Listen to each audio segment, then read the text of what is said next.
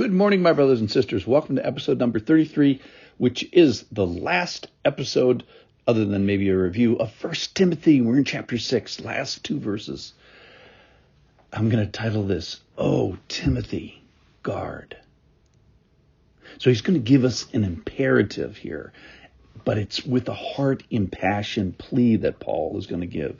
So there's this address to Timothy. It's not just to Timothy, it's to, Oh, Timothy. Listen into this. This is the last two verses of the whole book of 1 Timothy, chapter 6, verse 20.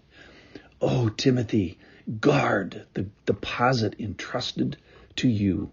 Avoid the irreverent babble and contradiction of what is falsely called knowledge, for by professing it some have swerved from the faith. Grace be with you.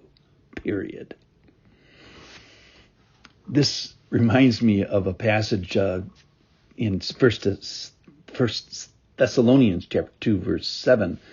And Paul is saying to the Thessalonians, we were gentle among you, like a nursing mother taking care of her children. So, being affectionately desirous of you, we were ready to share the gospel.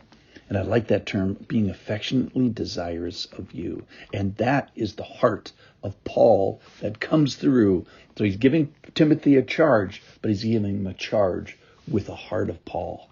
It's not just Timothy. It's the O Timothy. You get the character of Paul in this charge to Timothy. Similarly, two paragraphs before this, he says, but as for you, O man of God, flee these things. So similarly, Paul's heart is coming through. Oh, man of God, oh, Timothy. And here's what he says to him. He says, guard, oh, Timothy, guard the deposit entrusted to you. Watch this thing. Protect this valuable thing. Lay it up and protect it. Protect what you've got. Value it. Guard the thing he's been giving you. And what is it? It's this deposit. It's what's been given to you. It's been entrusted to you. We talked about Christianity. Sometimes it's just is just playing defense. And Paul is kind of saying that here is just defend what you already have. Obey what you already know. Do the commands that you already have been given and that have been quickened to your heart. I'm thinking, are you a Christian who God has generously made something clear to, something he wants you to do, and you haven't done it, and you're waiting, and it could be years later because you didn't like the first thing, and you're waiting for God to tell you something else to be obedient to when you haven't been obedient to the first thing. And then you turn around and wonder why your life isn't very fruitful. Well, isn't the Holy Spirit real in the person inside your heart, speaking in a real way, consistent with his word, obviously? And we're supposed to obey what we already know. So, Lord, help me in this battle, not necessarily the next one.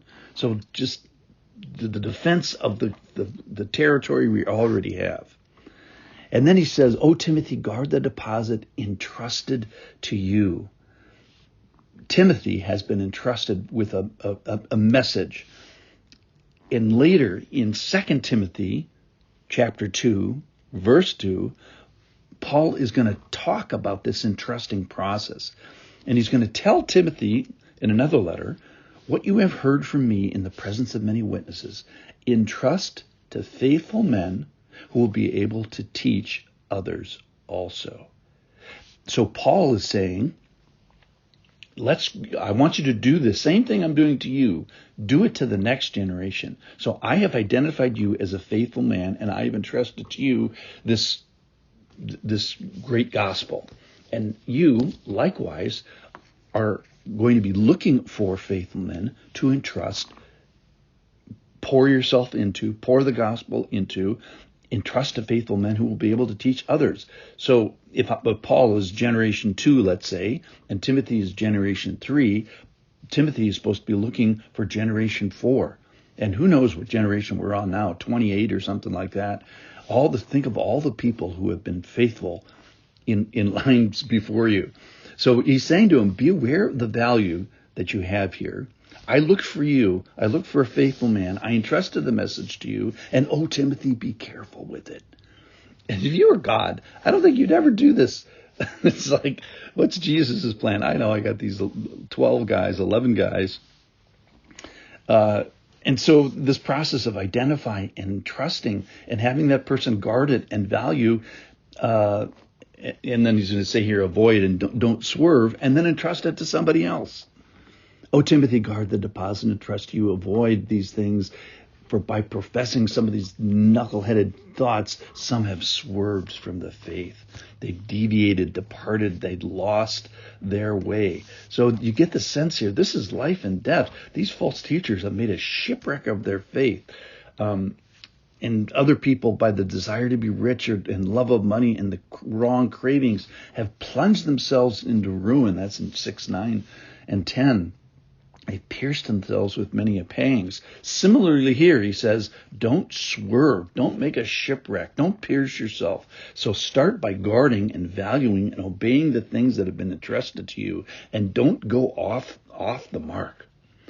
So in conclusion of this, as well as the conclusion of this letter, Paul is saying, value what you have, obey what you know, and Lord, please help us with this. I don't mean to be cavalier about this.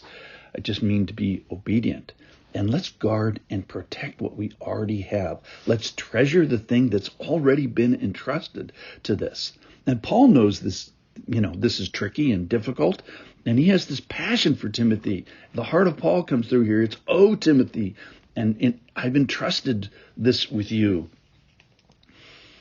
Just like Paul has been doing the same with Tychicus and Silas and John Mark.